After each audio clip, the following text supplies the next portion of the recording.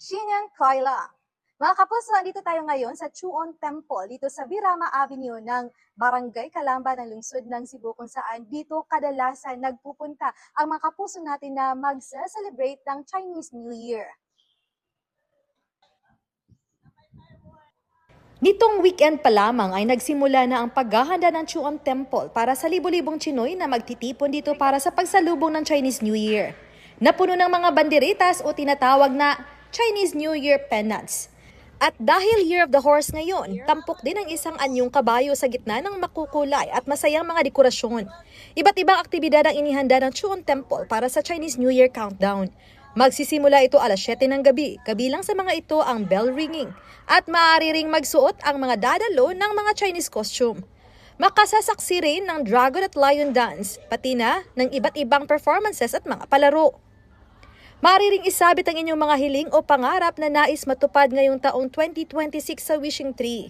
Kasama rin ang pagsisindi at pag-aalay ng insenso bilang pasasalamat at paghingi ng mga panalangin.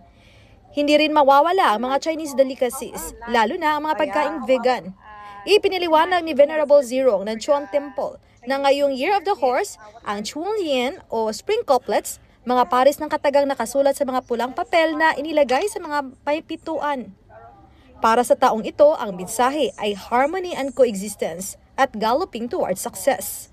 Tinatayang aabot sa halos 5,000 katao ang magtitipon ngayong gabi sa Chuon Temple para sa pagsalubong sa Chinese New Year. 2026, right? This is from our founder, Venerable Master Xing Yun.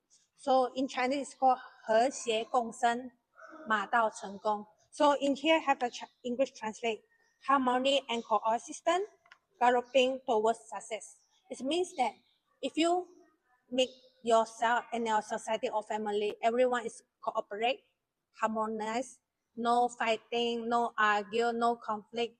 Everything what you want to do will come true. Magtatapos ang selebrasyon dito sa Chuon Temple mamayang hating gabi sa pamamagitan ng fireworks display. Mula rito sa Cebu City, ako si Family Dumabok ng GMA Regional TV, GMA Integrated News. Shin, Kaila, mga kapuso.